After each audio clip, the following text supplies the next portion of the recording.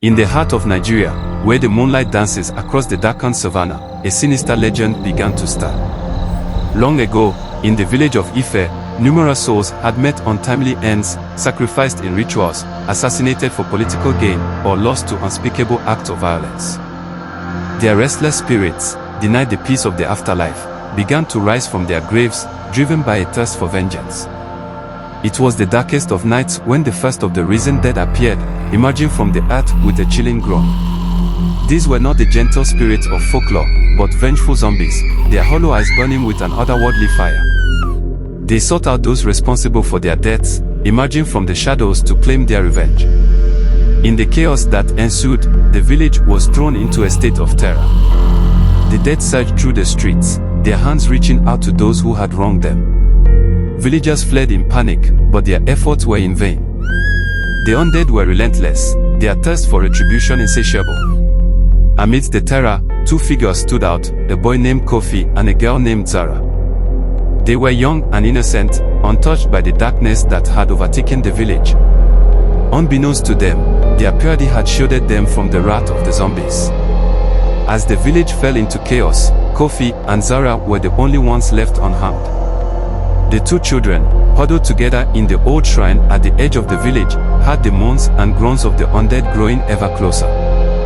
They were terrified but knew they had to do something. Driven by an unspoken understanding, they ventured out to confront the menace. Kofi, with his keen sense of the village's history, remembered the old tales his grandfather had told him. He knew that the spirits of the dead could be calmed by acknowledging their suffering and offering a gesture of peace. Zora, who had always been intuitive, suggested they perform a ritual of reconciliation. They gathered herbs and candles from the shrine and placed them in the center of the village.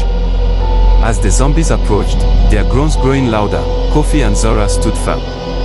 With trembling hands, they began to chant the ancient incantations they had learned from the elders. The words were simple, but their power lay in their sincerity. The zombies paused, their movements slowing as if caught in a trance. The ritual seemed to affect them, and the fierce rage in their eyes began to wane. One by one, the undead stopped their advance, their groans softening into mournful whispers. The village fell into an eerie silence as the zombies, no longer driven by vengeance, began to retreat back to their graves. By dawn, the once chaotic village lay still. Kofi and Zara, exhausted but relieved, had managed to restore peace. The villagers, now emerging from their hiding places, marveled at the bravery and purity of the two children who had saved them. The spirits, finally at rest, left the village in peace. From that day on, Kofi and Zara were revered as heroes. The village, forever changed by the night of the Reawakening, remembered the lesson that even in the darkest times, innocence and courage could triumph over the shadows.